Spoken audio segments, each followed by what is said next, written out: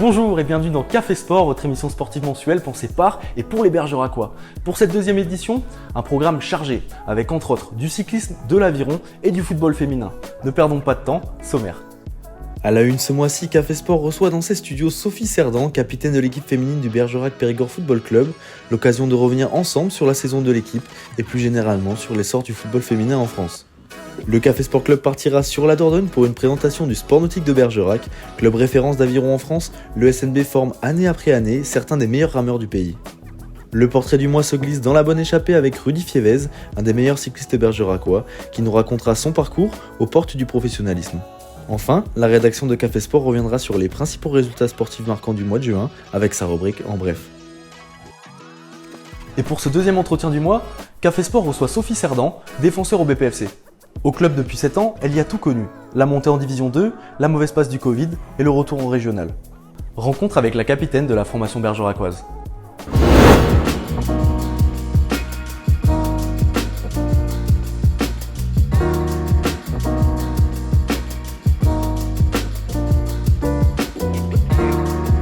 Bonjour Sophie, comment ça va ? Bonjour, ça va, merci. Bon, j'aimerais que tu te présentes un petit peu pour les téléspectateurs qui nous regardent, qui ne connaissent pas forcément ton parcours, et que tu nous dises comment t'es arrivé à Bergerac, quoi. Alors du coup, donc j'ai 29 ans. J'ai commencé le foot à mes 7 ans, dans le Périgord vert, donc au club de Nontron. J'ai joué avec les garçons jusqu'à mes 15 ans. Après, j'avais plus le droit de jouer avec les garçons, donc du coup je suis partie, j'ai essayé de trouver un club pas loin de chez moi. Donc j'ai trouvé Soyaux. J'avais la chance d'avoir un gros club dans le foot féminin. Moi, j'y allais pour pouvoir jouer au foot, simplement continuer sans forcément des grandes ambitions, mais voilà. Donc là-bas, j'y suis restée quelques années. J'ai pu découvrir les niveaux nationaux, du coup. Donc j'ai pu jouer en D3, en D2 et quelques matchs en D1. Après, voilà, la vie a fait que j'ai été amenée à jouer en Bretagne, donc à Quimper, où j'ai aussi fait une saison complète en D2. Après, le côté professionnel, du coup, a pris un peu le dessus. J'ai passé mon concours pour être prof des écoles et je l'ai passé dans la région, donc du côté de Bordeaux. Donc je suis redescendue en Aquitaine. Là, j'ai joué à Mérignac, en D2 également. Et après, encore une fois, le travail m'a fait muter et je suis partie en Dordogne. Et du coup, ça fait maintenant 7 ans que je joue à Bergerac. Après, c'est formateur.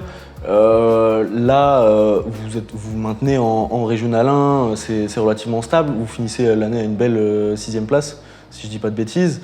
Éliminé un petit peu tôt de la Coupe d'Aquitaine, mais ça c'est pareil, vous tombez contre les futurs finalistes, donc ça c'est un peu le jeu du hasard. Mais surtout, vous êtes toujours le meilleur club de Dordogne, quoi, le meilleur club du département, donc ça c'est, je pense, une grosse fierté pour vous et pour l'équipe et puis pour le club du BPFC en général, quoi. Oui, ça reste toujours quand même un gros match quand on joue contre Tréissac. Voilà, c'est forcément le derby de la Dordogne, donc ça reste toujours un peu tendu, mais c'est vrai que là, ces dernières années, on arrive à terminer au-dessus de Tréissac, donc forcément, on va dire que ça reste une fierté pour la Dordogne, c'est sûr.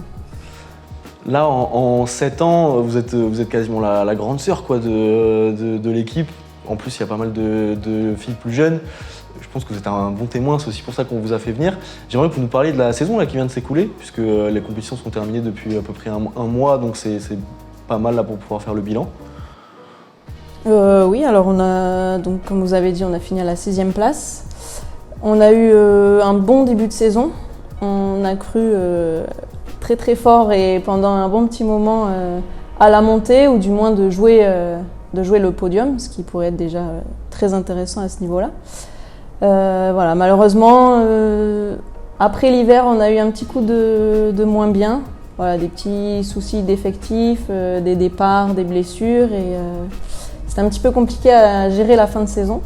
Donc on va dire que la 6e place, on s'en sort plutôt bien avec l'effectif qu'on avait. Voilà, tout le monde est quand même resté concerné, même quand on a raté du coup les premières places, on est quand même resté motivé et sérieuse pour essayer d'avoir une des meilleures places.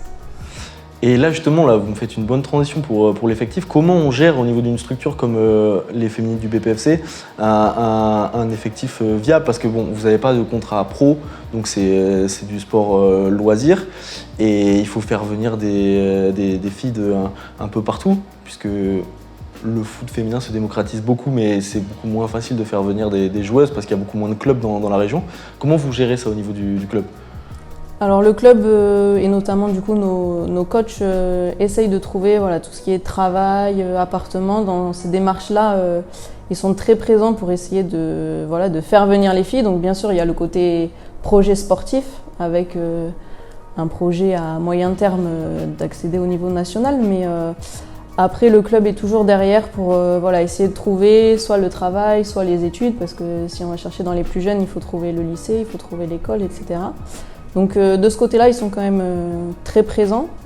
Et après, on peut aussi proposer avec l'école de foot, puisqu'il y a l'école de foot. Et là, notamment pour la saison prochaine, les 4 nouvelles joueuses de l'AR1 seront les 4 éducatrices principales des équipes du pôle féminin. Donc voilà, c'est aussi comme ça qu'on peut faire venir du monde. Et au niveau du football féminin de manière plus générale, il y a quand même un engouement qui s'est créé ces dernières années. La France a souvent été bien placée, alors pas forcément médaillée, mais toujours très bien placée dans les compétitions internationales. Ça a fait vivre quand même un peu plus la médiatisation du foot féminin. Est-ce que vous ressentez cet engouement-là? Parce que vous l'avez dit tout à l'heure, vous êtes prof des écoles, donc des jeunes filles vous envoyez quotidiennement. Est-ce que vous trouvez qu'il y a un engouement supérieur là au niveau du football chez les filles? Est-ce qu'il y a également un changement de regard chez les garçons? Alors déjà dans le club en lui-même, on a vu vraiment une augmentation des licenciés filles, donc ça c'est super intéressant. Il y a eu aussi plusieurs choses mises en place, notamment dans les écoles de Bergerac aussi, voilà, des petites matinées foot pour attirer les jeunes. Il y a aussi eu des animations dans les quartiers pour justement sensibiliser les filles au foot et leur dire vous aussi vous avez le droit de jouer au foot, donc ça c'est très important. Après, dans les écoles, ça avance petit à petit, mais voilà, faut que tout le monde joue aussi son rôle. Moi, la première, dans la cour de récré, quand il y a des matchs de foot, en général, je suis pas loin. Et voilà, si j'entends des petites choses, les garçons qui parlent aux filles ou des choses comme ça, je suis la première à remettre un petit peu d'ordre dans tout ça et voilà, leur faire comprendre que le foot, c'est pour tout le monde. Et, voilà. Donc, il y a encore du travail, mais ça avance quand même. On y arrive.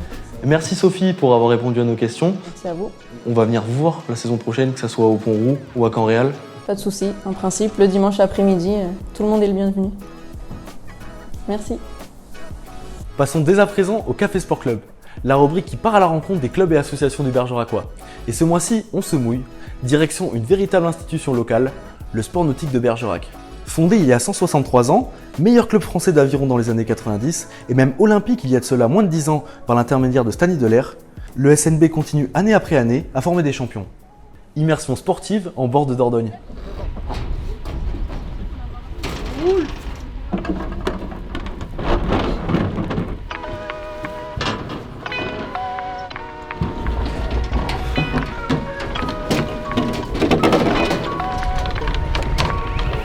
Le club, il est très ancien, hein, 1860 c'est la date de création et depuis les années 80 on est dans cette infrastructure qui est très très adaptée, donc voilà.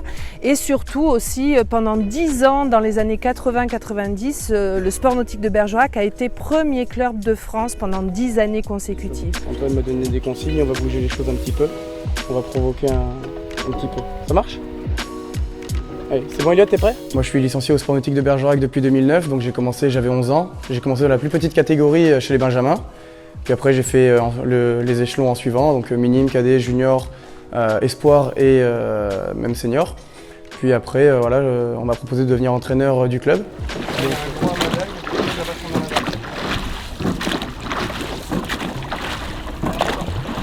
On est vraiment dans une dynamique ultra positive, d'abord par les derniers résultats que nos, par exemple, junior filles ont obtenus au championnat de France. Donc elles ont ramé en 400 et elles ont obtenu le titre largement avec Léontine, Célia, Amy et Lydie.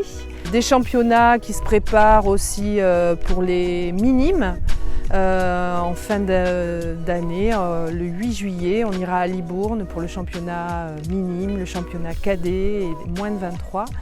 Et on est dans une période de préparation des championnats et tous ces bateaux se préparent durement pour arriver au mieux.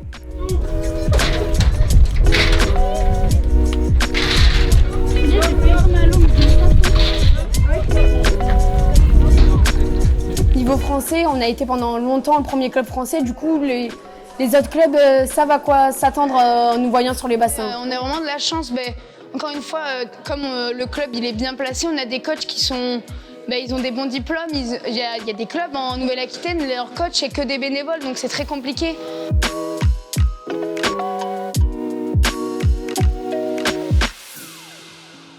À l'année, il faut savoir qu'on accueille près de 1000 scolaires par an.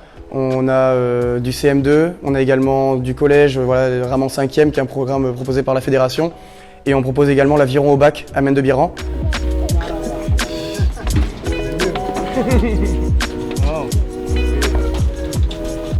Franchement, c'est vraiment une famille. Il y a certains clubs, c'est plus une industrie, mais Bergerac, c'est vraiment l'esprit familial. Nous, on connaît tous les petits nous connaissent tous. Ouais, on est très famille, on se mélange, garçons, filles, de 12 à 18 ans, on reste ensemble. Ils doivent faire son deux, on a une bonne taille. Et juste ils sont partis à Libourne le week-end dernier, à Bordeaux, le week-end dernier pour la fête du sur la Garonne. J'ai tout de suite accroché parce que avec l'ambiance, tout le monde est gentil avec tout le monde, l'entraide et tout, j'ai aimé, du coup j'ai commencé comme ça et depuis j'ai jamais arrêté. Ouais, moi j'ai eu la chance d'apprendre aux côtés d'Antoine et aux côtés de Stani Delair, qui est double champion du monde, finaliste olympique et qui a été entraîneur au club jusqu'à l'an dernier. Dans un sport aussi difficile que le nôtre, il faut pouvoir partager l'expérience, il faut aussi pouvoir partager un tas de choses. C'est vraiment un club formateur et c'est vrai qu'on n'est pas une ville universitaire, donc c'est très difficile de garder les rameurs quand ils partent du lycée, ils font des études universitaires. Mais en tout cas, nous, on est un club formateur très important et c'est vrai, vous l'avez dit, on est encore en première division parmi les 12 meilleurs clubs de France.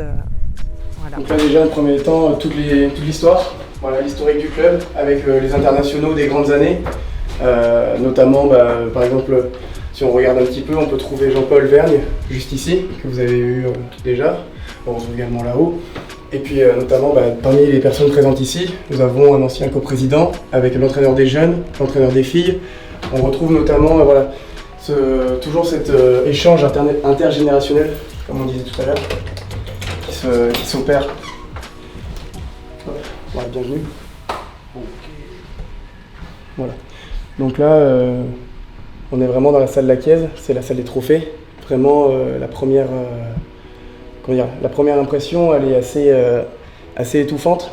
On est submergé par tous ces fanions. Il faut savoir qu'un fanion, c'est un titre de champion de France. Si on s'approche un petit peu, qu'on regarde, dessus on y voit l'année et on peut les compter des fois par année. Il y a eu des années, je pense à 92, 94, on fait 7 à 8 titres de champion de France dans l'année. Il n'y a pas beaucoup de clubs en France qui peuvent se le permettre, surtout dans ces années-là, qui pouvaient se le permettre. Le premier championnat de France, il me semble que c'était 1953. Aujourd'hui, le sport de Bergerac, c'est 125 titres de champion de France. C'est une grosse partie de l'histoire.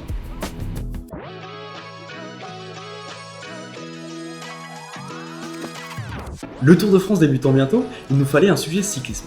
Alors pour le portrait du mois, c'est Rudy Fievez, ancien coureur cycliste professionnel, qui nous a fait l'honneur de nous recevoir sur les pentes de sa Dordogne natale.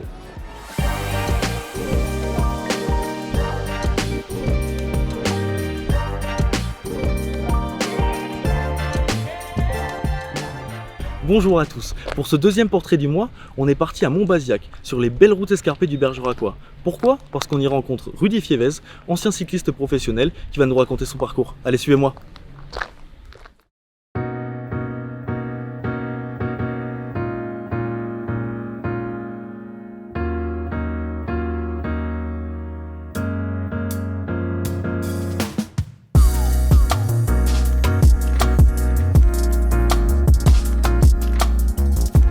Rudy, on est avec toi parce qu'on voulait parler un petit peu de cyclisme. Le Tour de France commence le 1er juillet. J'aimerais que tu nous parles un petit peu de ton parcours parce qu'à Bergerac, des coureurs cyclistes, il n'y en a pas eu non plus pléthore. Et toi, tu as atteint un très bon niveau récemment, en 2020, quand tu étais dans les 20 meilleurs français. Donc j'aimerais que tu nous dises comment t'en es arrivé jusque-là, quoi. Ouais, disons que déjà j'ai commencé le vélo grâce à mon père, qui était un ancien coureur de très bon niveau aussi. Donc il m'a donné cette envie de faire du vélo. Et ensuite, voilà, il y a eu le parcours qui s'ensuit, en entraînement avec le papa. Et donc du coup après j'ai été piqué par ce virus du vélo. Et première licence. Donc après j'ai fait mes débuts en cadet. Après bon, j'ai arrêté 1 an pour faire un apprentissage en mécanique. Donc du coup après à partir de là je me suis consacré pleinement au vélo, comme mon papa m'avait dit que j'avais des capacités pour faire un bon coureur. Donc je me suis donné les moyens. Ma famille m'a suivi derrière, ce qui est très important dans ce milieu-là. Et je me suis fait repérer après par une grande équipe de Division Nationale 1, qui était l'Ententus Gascogne, qui était dirigée par Dominique Arnaud, qui était un ancien pro qui a couru avec Miguel Indurain, Benarino. Donc du coup, ça m'a donné encore envie de voir plus haut. Donc je suis passé pro en Irlande à Evo Pro. Et bon, suite à une année compliquée du Covid, j'avais perdu la motivation, donc compliqué. Du mal à repartir. J'ai réussi à me relancer avec l'équipe de l'Océan Top 16 qui m'a toujours soutenu. Du coup, je suis reparti pour 2 ans et là j'entame ma dernière année dans la structure de l'Océan Top 16. Ok, après tu prends ta retraite au niveau du cyclisme? Oui, voilà, après je prends ma retraite parce qu'après il faut penser aussi à autre chose et j'ai fait le tour de la question. J'ai rempli mes objectifs, j'ai eu plusieurs victoires en élite, donc du coup voilà, j'ai fait ce que j'avais à faire dans le vélo comme on dit. Parce que pour bien contextualiser, le vélo c'était ton métier, tu en vivais du cyclisme quand tu étais en contrat semi-professionnel. Parce que je pense que tout le monde ne se rend pas compte de comment c'est structuré, mais en gros c'est comme si tu étais en 2e division en cyclisme. C'est pas encore les épreuves World Tour avec les grosses courses comme le Tour de France, mais c'est véritablement un milieu qui est professionnalisé où vous touchez un salaire, une rémunération via les équipes, quoi. Oui, donc voilà, en fait, c'est l'antichambre des pros, c'est juste le passage avant les pros. Donc la N1 c'est le meilleur niveau chez les amateurs, et ce qui est déjà qu'on court déjà avec les pros. Mais le but d'une N1 c'est de faire progresser ces coureurs et les amener au meilleur niveau afin qu'ils puissent passer pro par la suite. Donc c'est une formation pour aller à l'échelon supérieur. Après on arrive à en vivre, oui et non. Moi j'ai réussi à en vivre parce que voilà, j'avais du potentiel et réussir à aller gagner mon argent sur les courses. Après c'est sûr on a des frais de déplacement avec l'équipe qui nous permet de pouvoir vivre le vélo. Mais après il faut aller chercher son argent et pour chercher l'argent il faut marcher fort. Donc en gros c'était globalement la même pas souffrance mais le même rythme de vie qu'un coureur professionnel. Oui, donc voilà, oui, c'est exactement la même vie. La seule différence c'est qu'on n'a pas la même rémunération. Donc la FFC, plusieurs directeurs sportifs se battent pour qu'un certain groupe de coureurs dans chaque formation soit rémunéré par la FFC. Donc ils se battent pour ça et je pense que ça aurait été une bonne chose parce qu'on a exactement le même style de vie, on a les mêmes, pas les mêmes courses mais disons dans le même schéma de course où on court en semaine aussi. Donc demander à un coureur qui a l'ambition de passer pro, ne pas aller travailler plus à la place d'aller courir, c'est un sacrifice. C'est un sacrifice qu'il faut savoir prendre aussi et il faut savoir être raisonnable avec soi-même, se dire aussi est-ce que j'ai les capacités pour aller voir l'échelon supérieur. Il faut savoir se poser les bonnes questions aussi. Ton père il était investi au niveau du club? Mon père est investi au niveau du club de VC Bergerac. Il encadre l'école de vélo et les petits jeunes. Et toi ça te plairait pas d'avoir cette transmission-là? Si, ça me plairait, mais après il faut passer les diplômes aussi, chose que je n'ai pas faite. Après donner un coup de main à la famille de VC Bergerac, pourquoi pas. J'aurai toujours un œil sur les petits jeunes. D'ailleurs que je viens d'avoir un enfant, donc par la suite on verra s'il fait du vélo ou pas, mais peut-être que j'aurai toujours un pied à terre à Bergerac avec le vélo par la suite de mon fils. Ah, s'il passe ses après-midi avec le papy, c'est sûr qu'il va se mettre à faire du vélo, quoi. Ah, mais comme on dit, on est vraiment une famille de cyclistes de génération en génération. Donc du coup, est-ce qu'il sera piqué par ce virus comme j'ai été piqué, comme mon père a été piqué, comme tous mes frères ont été piqués? On verra la suite.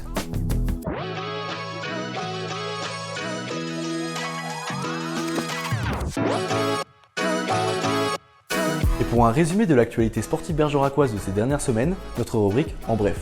Tout ce que vous avez manqué, ou pas, résumé en quelques minutes.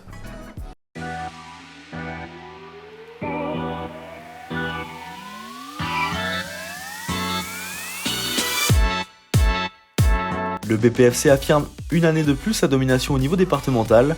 Les équipes seniors hommes 3e de National 2 et femmes 6e de Régional 1 terminent chacune meilleure équipe de Dordogne. A noter que cela bouge cette intersaison chez les garçons puisque le coach des 2 dernières saisons, Erwan Lanuzel, est remplacé par Yassine Azaf en provenance de Mérignac, tandis que le capitaine emblématique Damien Fachan s'envole également vers de nouveaux horizons. Grosse fin de saison enfin du côté de Pays de l'Hérault avec la montée des garçons en D1 et la victoire des filles en finale de Coupe de Dordogne.